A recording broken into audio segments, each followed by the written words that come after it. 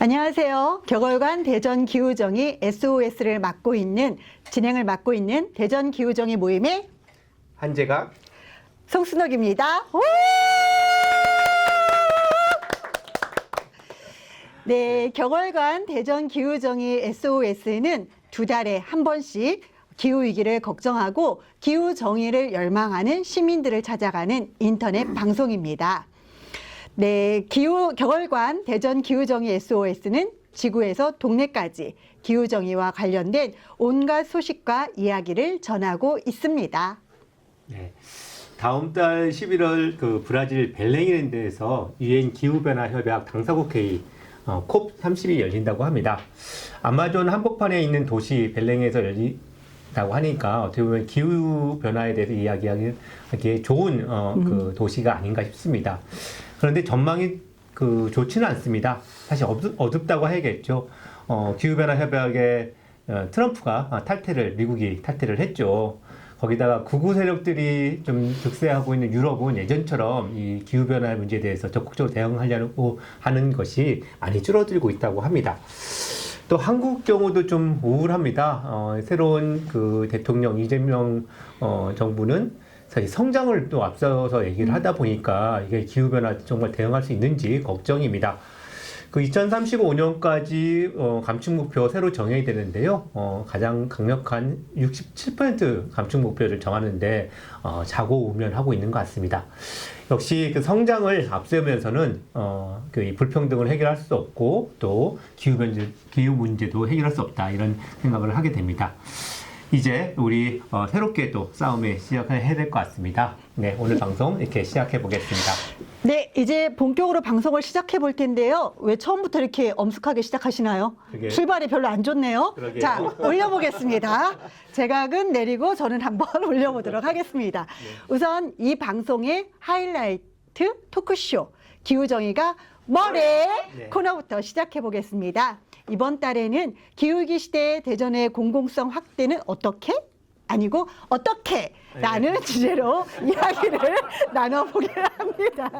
이야기 손님으로는 보건의료노조 대전지부 이상호님, 그리고 정의단 대전시당 김윤기님을 모시고 공공의료와 공공교통에 대해서 이야기 나눠보겠습니다. 두 분 어서 오십시오. 하여튼 이 바쁜 금요일 저녁 불금에 이렇게 시간 내주셔서 감사하고요. 일단 우리 이상호님부터 본인 소개를 잠깐 해주시겠을까요? 예. 저는 보건의료노조 대전 충남 지역본부 이상호 사무국장입니다. 반갑습니다. 소개할까요? 네네. 어색해 죽는 줄 알았어요. 어색해요? 예, 저는 정의당 대전시당에서 활동하는 김영기라고 하고요. 2018년에 대전시장에 출마해서 대중교통 월 1만 원 정기권 공약을 맞아요. 내서 네. 호응이 좋았었던 네. 기억이 있습니다. 네, 두 분의 소개를 잘 들었고요. 먼저 이제 대전의 공공성이 지금 어떤 상황에 처해 있는지부터 짚어볼까 합니다. 우리 이제 까마득하게 잊은 것 같지만 코로나 팬데믹이 지난 지가 얼마 되지 않았습니다. 코로나 팬데믹을 겪으면서 공공성, 특히 공공의료의 중요성에 대해서 서로 굉장히 많이 느꼈었는데요. 그러면서 그때 다시 공공의료의 중요성을 얘기 많이 했습니다. 우리 또 망각의 동물이라고 하잖아요. 코로나가 지나간 지 얼마 되지도 않았는데 언제 그랬냐는 듯이 공공의료가 다시 외면을 받고 있다는 이야기가 많이 있습니다. 대전의 공공의료 이대로 괜찮은지 이상호님 이야기를 들어보도록 하겠습니다. 네. 대전의 공공의료는 형편없습니다. 형편없습니다. 일단은 공공의료 기관 하면 떠오르는 곳이 있을까요? 네, 충남대병원. 충남대병원 그리고 보훈병원. 네. 그리고 잘 모르겠네요. 네. 공공어린이 재활병원도 있습니다. 맞다. 네. 맞다. 그리고 옛날엔 중앙병원이라고 했는데 법동에 가면 근로복지공단 대전병원이 있습니다. 그리고 잘 모르는데 대전 시립노인 전문병원이 1, 2병원이 있습니다. 그리고 옛날에 이렇게 하카리 땡땡병원 이렇게 했는데 대전 시립 정신병원이 있습니다. 이렇게 많죠. 개수는 꽤 있습니다. 근데 제대로 우리가 공공의료 의료라고 생각하고 딱 떠올렸을 때 확 와닿진 않죠. 충남대병원 그리고 공공의료 재활병원이 그 어떤 우리가 이제 대중적으로 시민들이 이용하는 공공의료기관으로 이해하시면 될 것 같은데 그 대전의료원 얘기도 많이 들으셨죠? 네네. 그런데 대전의료원이 아직 이미 좀 건물이 지어졌어야 될 타이밍에 아직 삽도 안 떴다. 오. 이게 뭐 심각한 문제고 그 지금 현재 대전시장이 정말 너무 이 공공의료에 있어서 너무 막한다. 우리 공공의료재활병원은 올해 이제 뭐 파업까지 하게 됐는데 뭔가 대단히 뭔가 지원하는 것처럼 뭐 육성할 것처럼 하더니 알고 봤더니 아무것도 제대로 하는 게 없었더라고요. 그래서 뭐 예를 들어서 육아휴직자 대체자를 안 뽑는 거를 어떤 비용 절감을 잘했다는 식으로 해서 기재부에 제출하고, 경력자가 나간 자리에 이제 처음 들어오는 어떤 전환형 계약직을 채용하면서 그것도 비용 절감했다고 그 기재부의 어떤 자구책이라고 이렇게 자랑을 하고 있는 대전시가 정말 공공의료원을 많이 망가뜨리고 있다. 그 대전의료원도 이미 삽이 떠지고 뭔가 이렇게 체계차가 올라갔어야 되는데 그것도 완전히 지금 뭉개고 있고 열심히 하는 거는 여러분 다 아시겠지만 땡시 축제 정도 아닌가. 아무튼 일단 좀 더 자세한 얘기는 좀 더 하고요. 일단은 공공의료 대전 엉망이다. 일단 짚고 넘어가겠습니다. 네. 그런데 대전 의료원 얘기 어쨌든 계속 또 해봐야 되는 건데 이렇게 지역에 자기의 그 의료원을 못 갖고 있는 도시가 많지는 않을 것 같긴 한데요. 네, 맞습니다. 그거까지 제가 짚으려고 하다가 일단 넘겼는데 네. 광역시 기준으로 해서 세 곳입니다. 그리고 우리 대전 비롯해서 광주 그리고 울산입니다. 네, 얘만 없는 거예요. 네 그렇습니다. 네, 네. 네. 나머지는 다 있습니다. 네. 근데 어쨌든 왜 지금 진도가 안 나가는 걸까요? 일단 그 얘기부터 좀 더 해보시죠. 이 대전의료원은 예전에 이제 시립병원 일 당시에 대전 시립병원 설립운동본부 이렇게 이런 식으로 있었습니다. 한 30년 됐습니다. 30년 전에 지금도 이제 활동하고 있는 그 베드레집의 원영철 목사님 대표적으로 예를 들어서 혈액 환자가 있었다는 거예요. 근데 아무 데서 민간에서는 받아주지 않는 거죠. 의료원. 우리 지역에서는 혈액 환자를 볼 데가 없었다. 그래서 안 되겠다. 그때부터 공공의료에 눈을 뜨고 공공의료 기관인 의료원을 그때 당시 시립병원을 세우는 운동을 해 30여 년 만에 이제 설립을 하게 됐죠. 그것도 우여곡절이 많습니다. 예타라는 거를 통과해야 됩니다. 근데 의료원은 예타 통과한다는 게 정말 어려워요.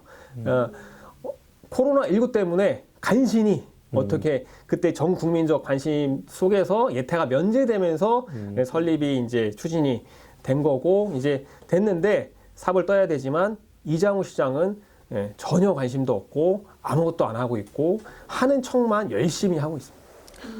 아이고 답답하네요.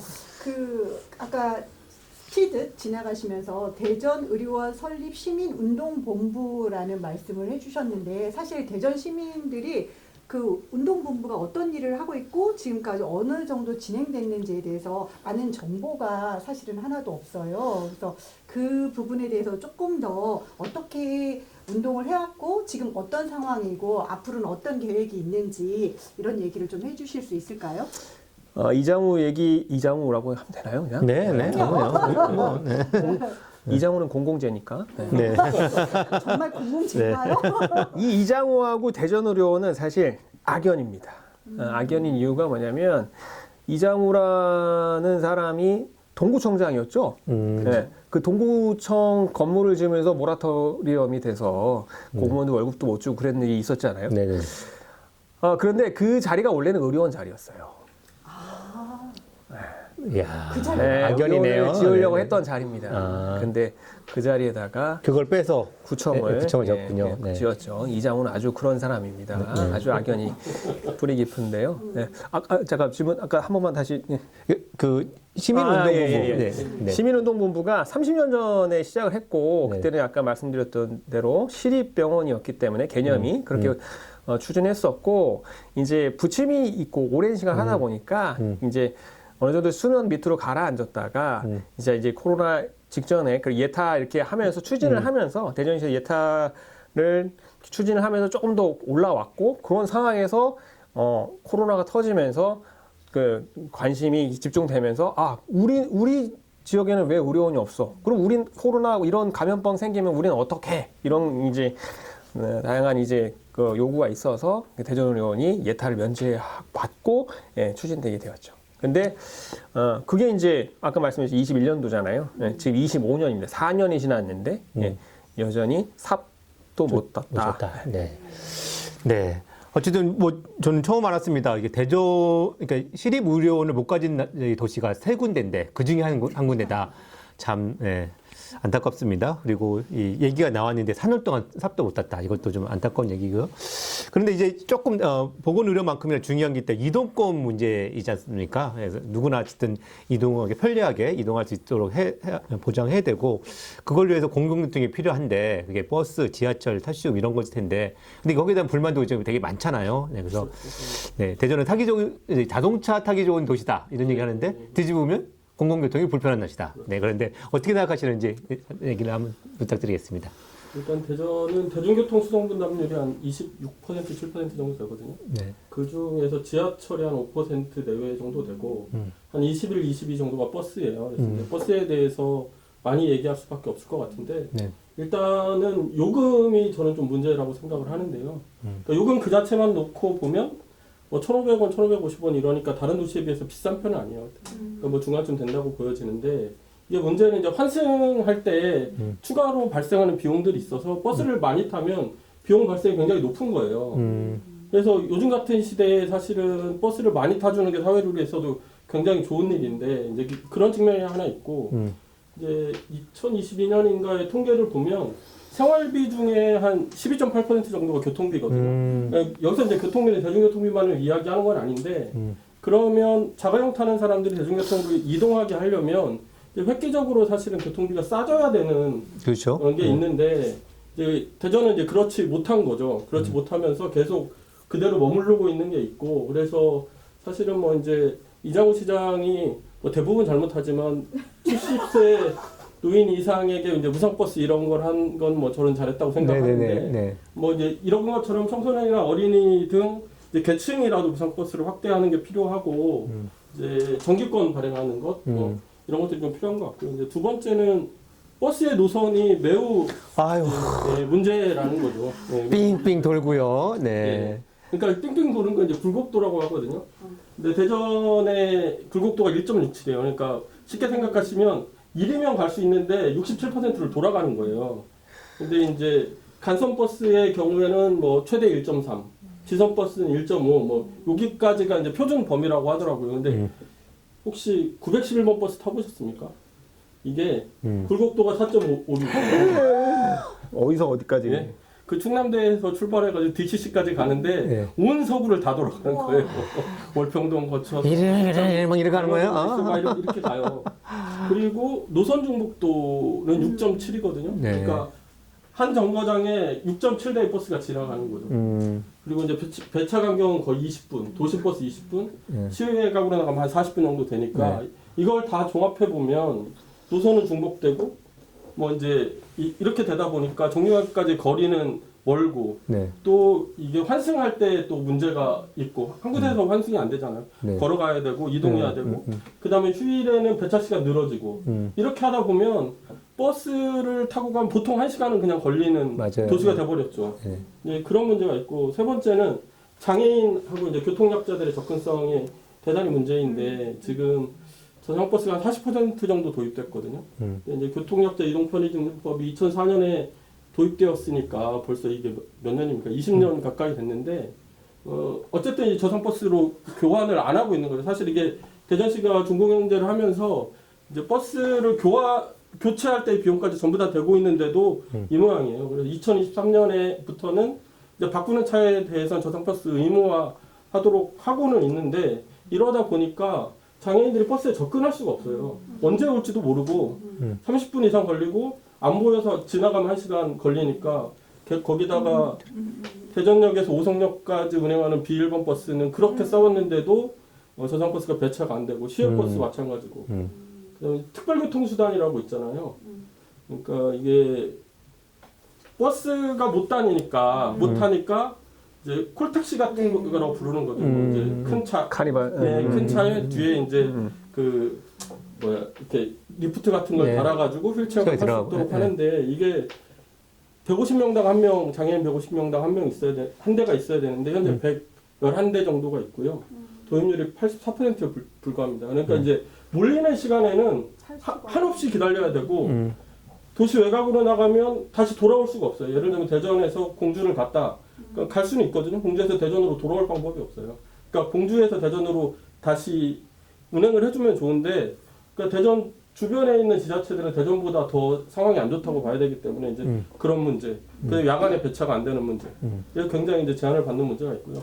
그리고 마지막으로 하나 더 말씀드리면 이제 2호선 트램 문제도 있고, 뭐 최근에 이제 굴절버스, 네. 트램버스 도입한다는 이야기들도 있는데, 그러니까 이게 사실 목표가 없어요. 왜 하는지를 잘 모르겠어요. 그러니까 화제가 되는 건 다 이상한 것들이거든요.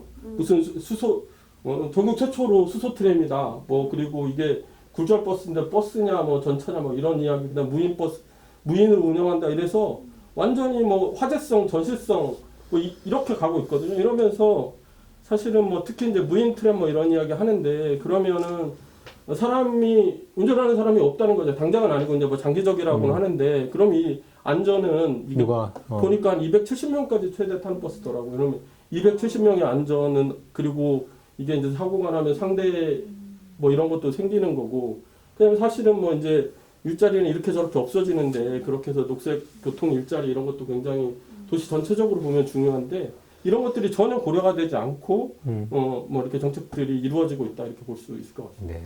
네, 사실은 그 뭐 장애인들이 이동할 수 있는 저상 버스가 도입되긴 하지만 실제로 버스 정류장이 그 높이를 맞추지 못하기 그렇죠. 때문에 예. 제가 볼 때는 버스만 도입한다고 해서 되는 게 아니라 전체적으로 공공 시스템 자체가 갖춰지지 않으면 이동성을 보장받기는 좀 어려울 것 같습니다. 사실 의료 문제도 그렇고 교통 문제도 현실에 닥친 문제들의 이야기를 듣다 보니까 결국 우리는 공공의 역할을 강화하지 않고는 해결하기 어렵다는 생각이 듭니다.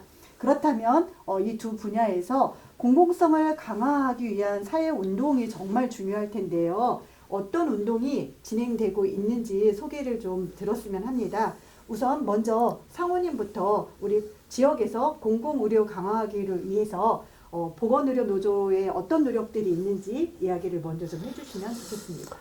네, 일단은 그 대전의료원 설립 시민운동본부에 이 보건의료 노조도 같이 함께 하고 있습니다. 그래서 그 대표 단위로 같이 함께 하고 있고 그런 활동을 하고 있고 일단은 공공어린이 재활병원의 공공성을 확보하기 위해서 제대로 된 공공어린이 재활병원으로 하기 위해서 다양하게 저희가 또 활동을 또 하는 부분들이 있습니다. 그 좀 크게는 일단은 이제 지금 이제 그 국가적으로도 좀 언론에 나오고 있는 얘기인데 그 기후위기하고도 굉장히 좀 밀접한 지역 완결적 의료 체계 구축을 위해서 지금 이야기들을 하고 있습니다. 의료계에서. 그런데 이제 이게 이제 많이 지금 뭐 국립대병원을 보건복지부로 이관하는 거, 현재는 교육부거든요. 이관하는 이런 가지 문제에서 약간 그러니까 국립대병원 교수진들이 좀 이렇게 반대를 하고 있는 진통이 좀 있고, 뭐 여당에서는 당론으로 정했지만 그런 분도 있고, 그 의사들도 계속 어떤 지역의료 얘기를 나오면 되게 터부시합니다. 환자가 없는데 병원만 지으면 뭐해 이런 얘기를 합니다. 근데 역으로 병원이 없는 곳에는 사람이 살지 않습니다.